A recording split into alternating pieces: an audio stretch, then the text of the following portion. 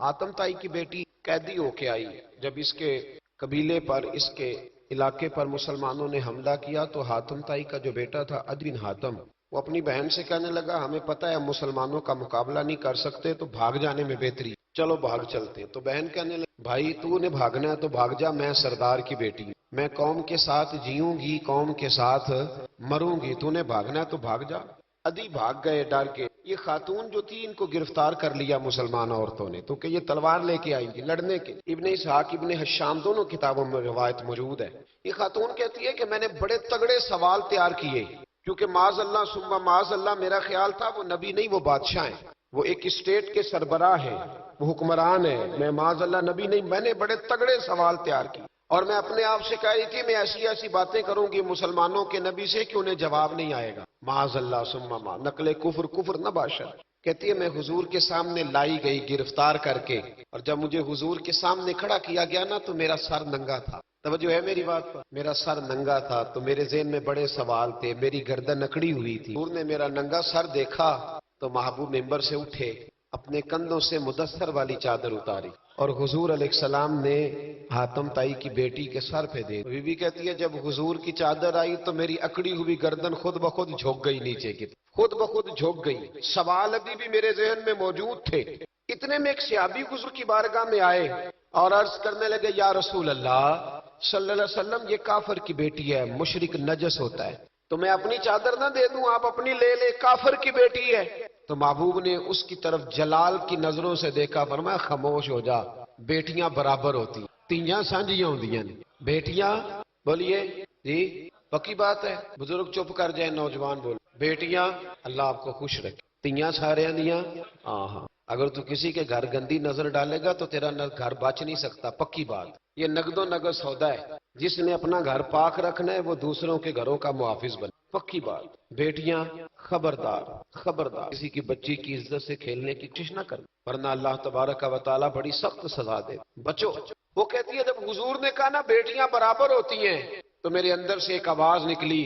میں نے کہا او حاتم تائی کی بیٹی تو غلط تھی، یہ بادشاہ نہیں ہے تو اللہ کے سچے رسول ہیں، بادشاہ تو سخت سزائیں دیتے ہیں. کہتے ہیں حضور میرے قریب آئے اور آ کے کہنے لگے تو سردار کی بیٹی ہے، تیرے باپ میں اچھی خصلتیں پائی جاتی تھی، بتا تیرے ساتھ کیا معاملہ. کیا معاملہ؟ یہ حضور کی پسند ہے، کیا معاملہ کروں؟ تو کہنے لگی میں چاہتی ہوں مجھے آزاد کر دے. کہتی مجھے امید نہیں تھی. حضور کہیں گے ٹھہر جا، بیٹھ جا، بات کرتے ہیں، مشاورت ہوتی ہے، پھر اس کے بعد کوئی فیصلہ ہوتا ہے. کہا آزاد کر دو.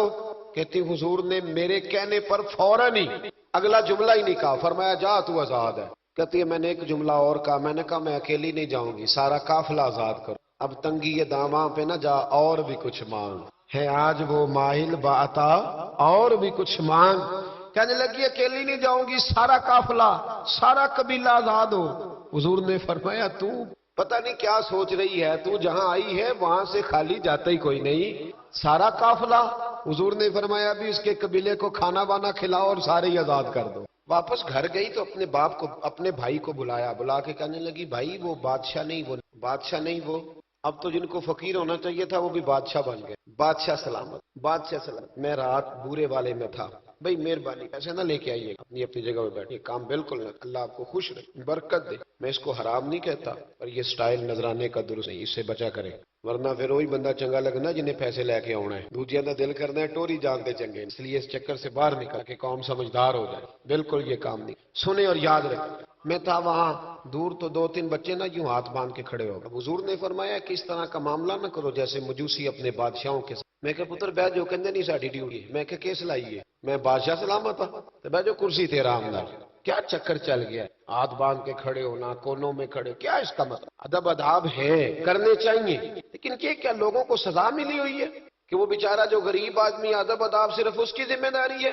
ماڑا آیا تو پیر صاحب نے ادب پہ لگا دیا اور تگڑا آیا تو خود ادب کرنا شروع کر دیا. یہ کس قسم کا تماشا ہے؟ یہ کوئی طریقہ نہیں. ادب اداب ہونے چاہیے لیکن غریبوں کو سزا، انہیں سزا نہ دو اگر بیچارے آ گئے ہیں تمہارے آستانہ عالیہ. بہرحال آمدام برسر مطلب کہنے لگی میں دیکھ کے آئی ہوں جو بادشاہ نہیں نبی ہے. تو ادھی کہنے لگا میں عورتوں کی باتوں پہ یقین نہیں کرتا، میں خود جا کے دیکھوں. میں نے کہا غریبی میرے نبی کی پسند ہے. حضور نے اللہ سے غریبی مانگ کے لی، کہا یا اللہ مجھے زیادہ پیسے نہ دینا، ایک وقت کی روٹی دے. اور حضور فرماتے رب نے اختیار دیا ہے، اگر میں چاہوں تو خود پہاڑ سونے کا بن جائے.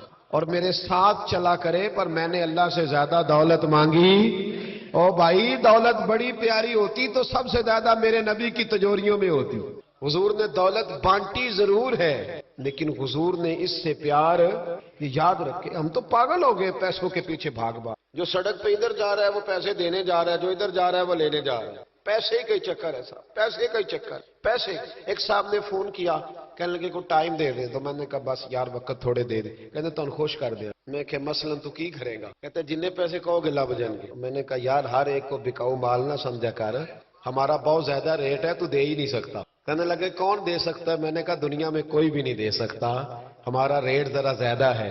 ہم نے اگر ریٹ مانگنا ہوا تو قیامت کے دن غوث اعظم جیلانی سے جا کے مانگیں گے، یا ان سے مانگیں گے جن کے نام کی دہائی دیتے رہے ہیں، تعریف مصطفیٰ کی کرے اور نتیجہ ہم دنیا داروں سے مانگیں، انہی سے لیں گے نتیجہ جن کے قصیدے ساری زندگی گائے۔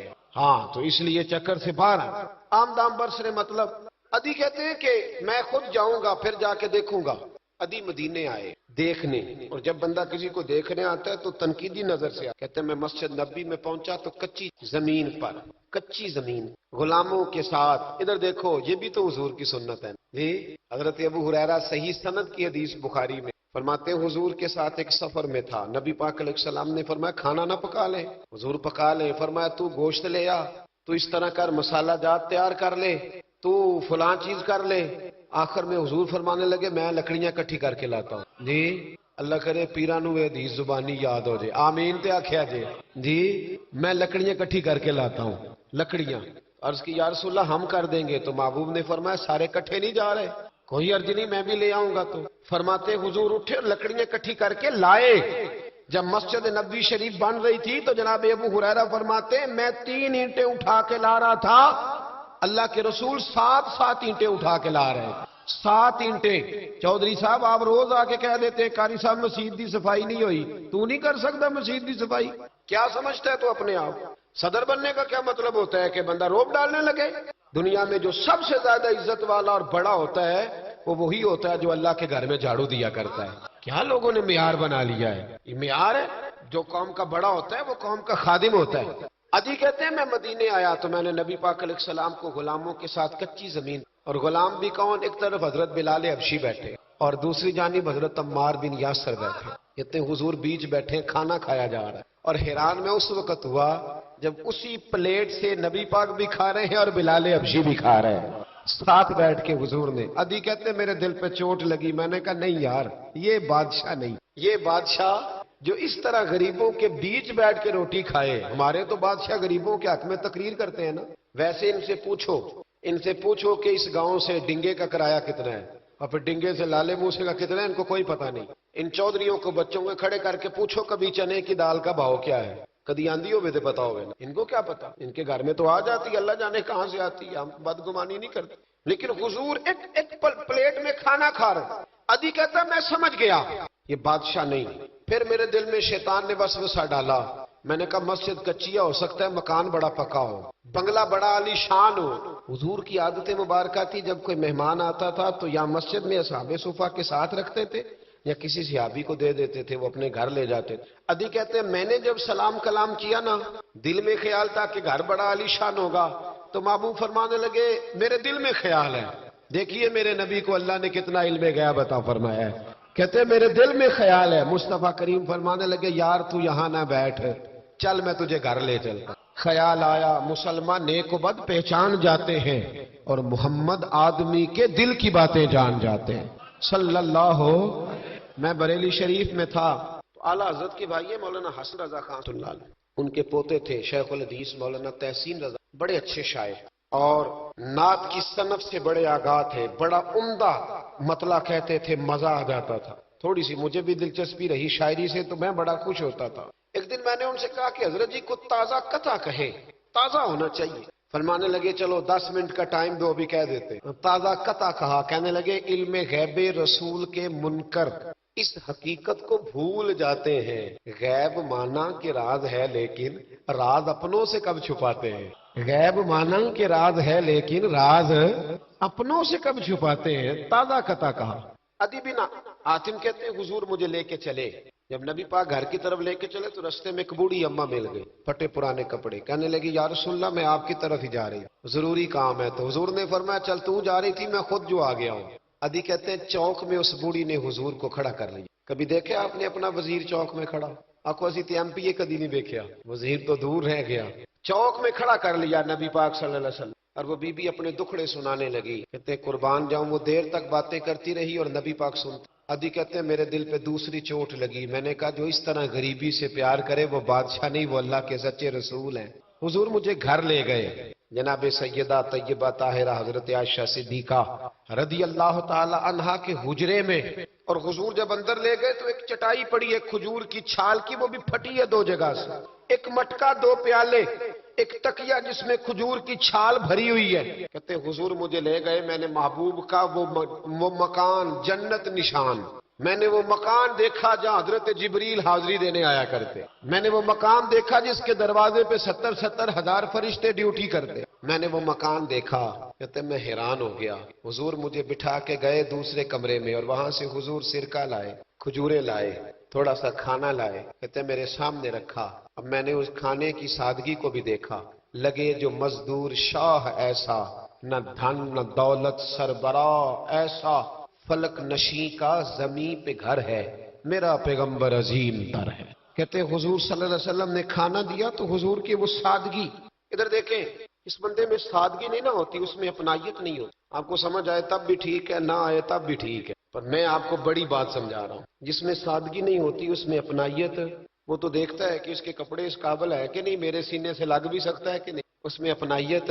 جو لوگ سادے نہیں ہوتے ان کے زیادہ رشتے نہیں ہوتے، ان کا لوگوں سے زیادہ پیار، اس لیے کہ وہ تو انتظار کرتے ہیں، کہتے ہیں میرے نال دی جتی پائے گا تو میرے نال ٹرے گا۔ جو سادے ہوتے نا، سادے جو لوگ غریب پرور ہوتے، ان کے رشتے بڑے پیار، بڑا محبتیں بڑی، زمانہ ان سے بڑا وابستہ ہو جاتا ہے، اس لیے کہ وہ لوگوں کے قریب آ جاتا ہے، وہ نیچے اتر کر لوگوں سے ملتے گلتے، وہ یہ نہیں دیکھتے میرا قد کتنا بڑا ہے، وہ یہ دیکھتے ہیں یار سامنے والے کا پیار مجھ سے کتنا ہے، وہ نیچے اتر کر لوگوں سے کہتے ہیں نبی پاک علیہ الصلوۃ والسلام نے بڑا سادہ سا مجھے کھانا دیا، جب میں کھا چکا تو حضور فرمانے لگے سارا کچھ تو آپ نے دیکھ لیا، کیا پروگرام ہے، کب جانا ہے آپ نے؟ دیکھ لیا سارا کچھ، اگلا پروگرام بنائے۔ تو ادھی کہتے میں دور بیٹھا تھا، میں اٹھ کے قریب آ گیا، میں نے کہا محبوبہ اب کہاں جانا ہے، مجھے کلمہ پڑھائے، میں مسلمان ہونا چاہتا ہوں۔ یہ غریبی حضور کی پسند ہے، تھوڑے پہ گزارا کرنا سیکھو۔ پتہ ہے دنیا میں سب سے زیادہ سکھی کون بندہ ہے؟ وہ بندہ سکھی ہے جسے اللہ نے جو دیا ہے نا وہ اس پہ راضی ہو گیا، وہ بندہ بڑا سکھی، وہ دائیں بھی دیکھتا ہے بائیں بھی دیکھتا ہے، کسی کی کار دیکھتا ہے، کسی کی ہیوی بائک دیکھتا ہے،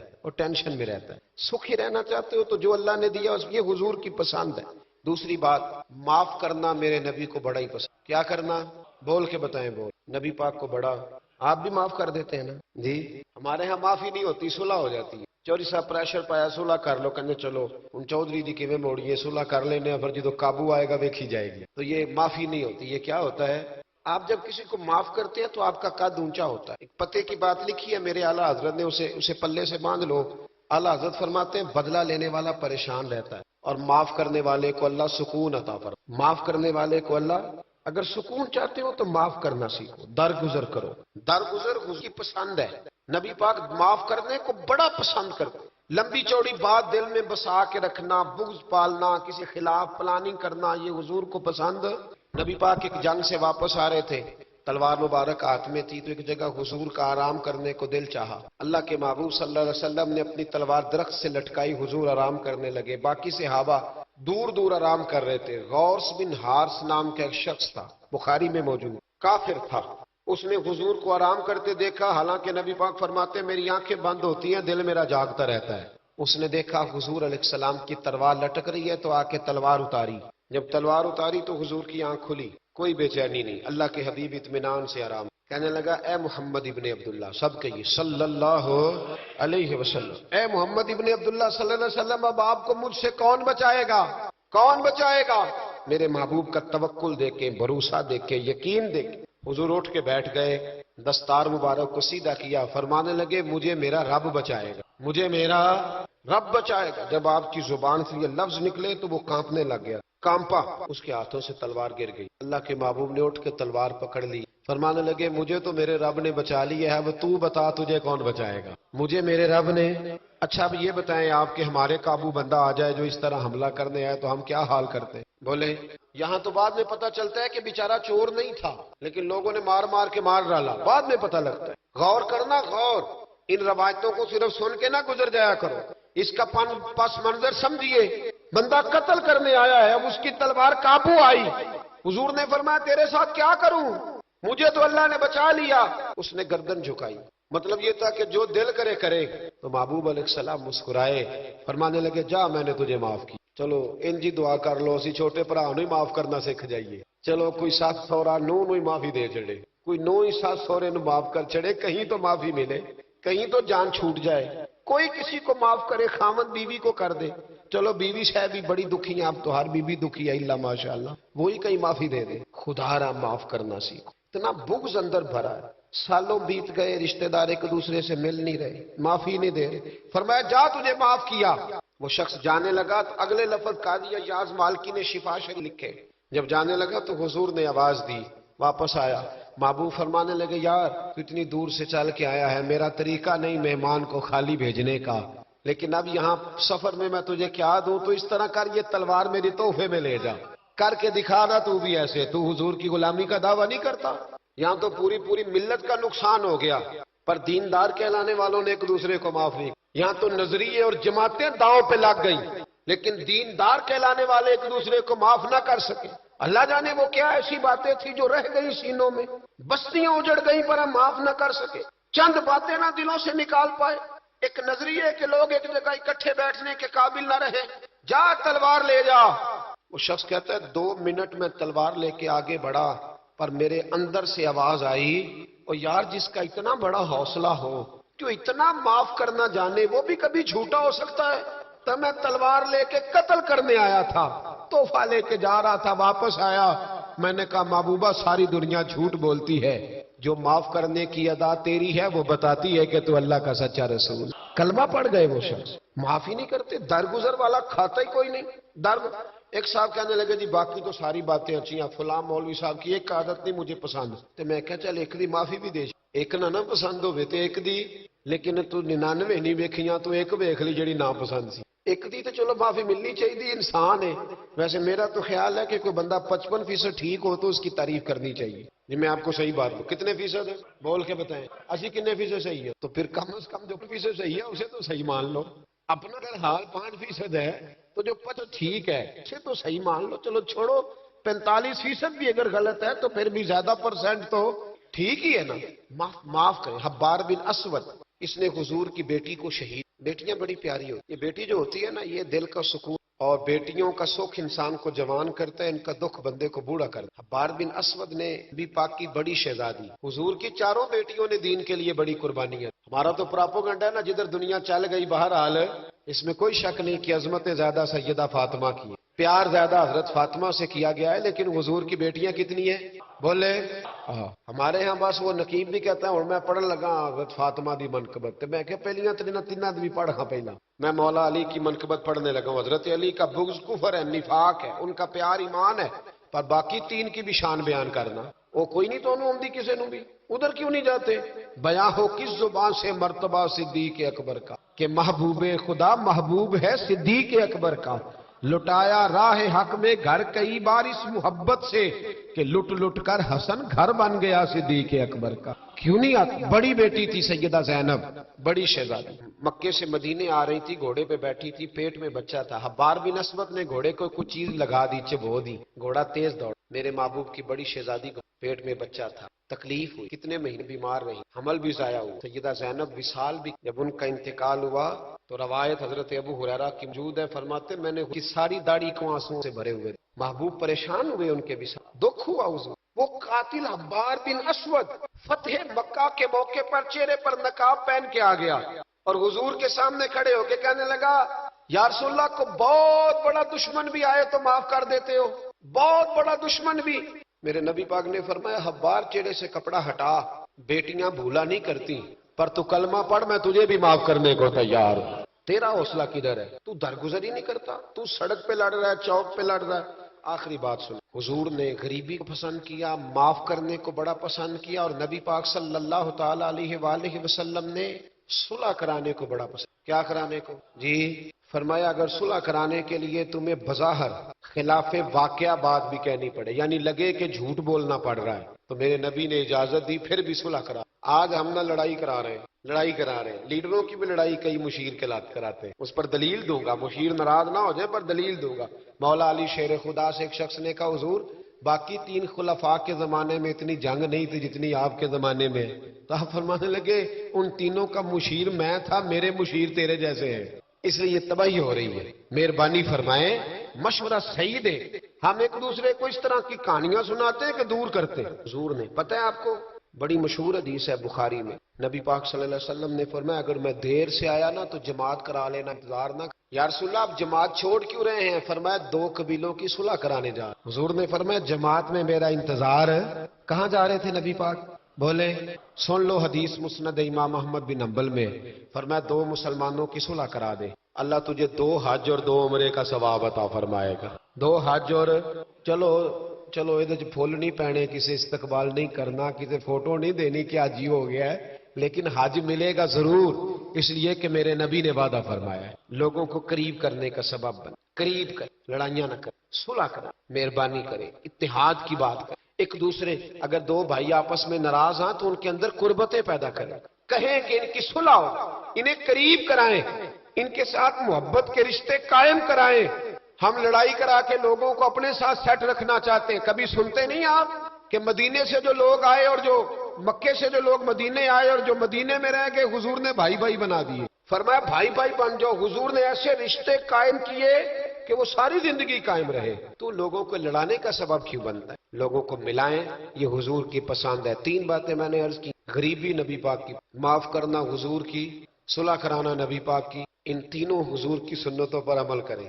ملے گا کیا؟ اللہ ہمیں اپنا محبوب بنا لے۔ جب ہم یہ کام کریں گے تو پھر رب ہم سے محبت فرمائے گا۔ دعا کرتا ہوں جو کچھ میں نے عرض کیا اللہ اسے قبول فرمائے، جہاں ہم بھول گئے اللہ ہم سے درگزر فرمائے، علم نافع دے، عمل صالح عطا فرمائے۔ آخر دعوانا۔ فرماتے ہیں کہ میں مزدور لینے گیا، بغداد کے چوک میں مزدور بیٹھے ہوتے تھے، تو میری ان مزدوروں میں سے ایک نوجوان بچے پہ نظر پڑی، بڑا کمزور سا وجود تھا لیکن چہرے پر عبادت کا نشان تھا، ماتھا بتاتا تھا کہ نماز کا بڑا خیال رکھتا ہے۔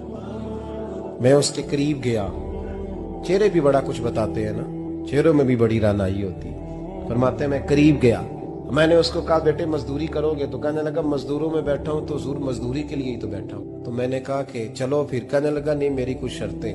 میں نے کہا بتاؤ؟ کہنے لگا پہلی شرط یہ ہے کہ لوگ 4 دینار دیہاڑی لیتے ہیں، میں 3 دینار لوں گا۔ میں نے کہا یار بھائی تو بڑی بہترین ہے، باقی بھی اس طرح کی رکھ لے۔ اس نے کہا حضور دوسری شرط یہ ہے کہ میں آپ کی مکمل بات مانوں گا لیکن جب اذان ہو جائے گی پھر آپ کی نہیں سنوں۔ تیسری بات اس نے یہ کی کہ حضور میں آپ کے گھر میں کام کروں گا پر آپ کے کسی سوال کا جواب نہیں دوں گا۔ کہتے میں نے کہا یار تو بڑا عجیب ہے، شرطیں تو مالکوں کی ہوتی ہیں۔ کہنے لگا جی بہرحال میں شرطیں لگا کے جاتا ہوں۔ فرماتے ہیں میں اسے گھر لے کام میں نے اس کو بتایا تو جو کام مزدور سارے دن میں کرتا ہے نا اس نے 2 گھنٹے میں کر دیا۔ ہمارے مزدور سگریٹ پینے میں بھی تو آدھا گھنٹہ لگاتے ہیں، وہ چائے پینے جائیں تو پونا گھنٹہ، وہاں ان کو بھی تو دیانتداری کرنی چاہیے کہ نہیں کرنی چاہیے؟ نے معاہدہ کیا ہے نا جی تو پورا اترنا چاہیے نا۔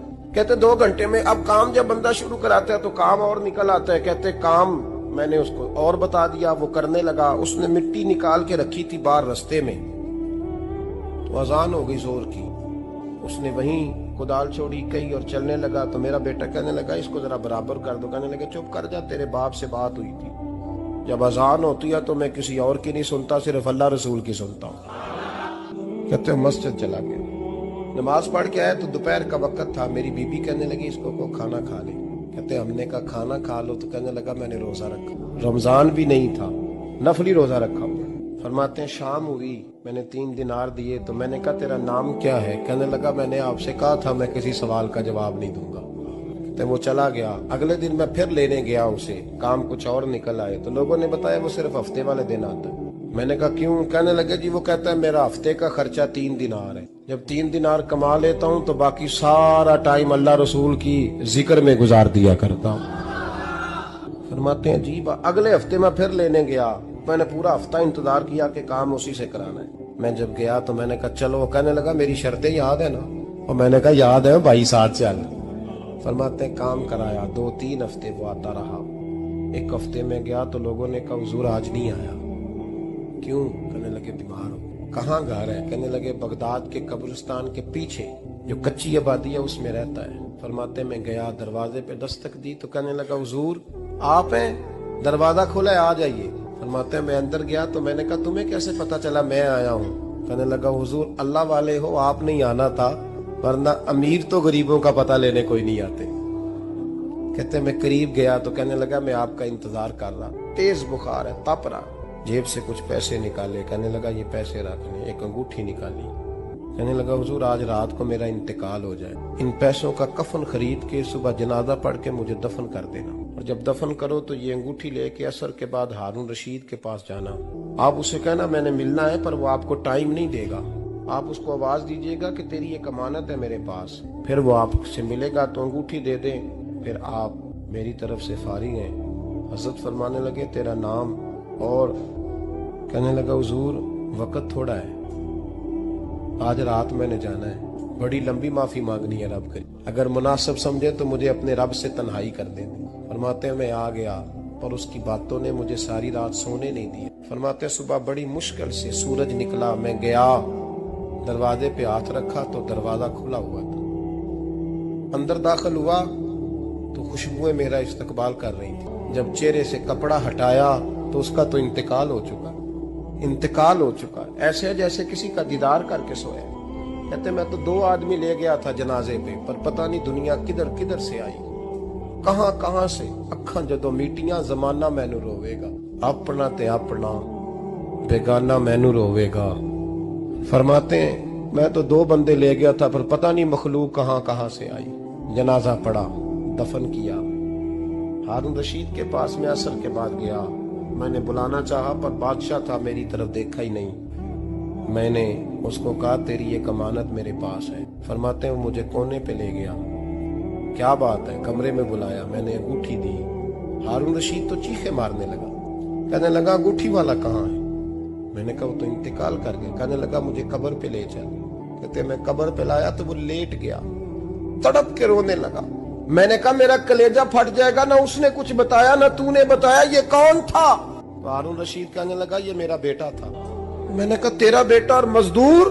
کہنے لگا حضور یہ حضرت داؤد تائی کے پاس بیٹھا کرتا تھا، ان کا مرید تھا، مجھے روز کہتا تھا ابا تو نے بڑی دنیا کٹھی کر لی ہے، مرتے وقت تجھ سے ٹانگیں سمیٹی نہیں جائیں گی، اتنا حساب نہیں تو دے سکے گا۔ میں اس کو سمجھا دیتا، اس کی اماں سمجھا دیتی، یہ روز ہمیں کہتا چھوڑ دو آ جاؤ اللہ رسول کی بارگاہ میں جھک جائیں، ہم سمجھ۔ ایک دن یہ چلا گیا، کہنے لگا پھر تمہارا راستہ اور ہے اور میرا راستہ اور ہے۔ یہ سونے کی انگوٹھی غلطی سے اس کے پاس رہ گئی، غلطی سے ہیرے کی انگوٹھی چلی گئی۔ کہنے لگا دیکھو میرے بیٹے نے آج وہ بھی واپس کر دی ہے۔ پھر تڑپ کے کہنے لگا ہارون رشید تھا تو یہ میرا بیٹا، پر میرا مرشد نکلا، میرا پیر نکلا۔ بھائی زندگی تو بڑی تھوڑی ہے نا۔ باوا صاحب نے کہا تھا اٹھ فریدہ ستیا، اور داڑھی آ گیا پور، اگا نیڑے آ گیا، پچھا رہ گیا دور۔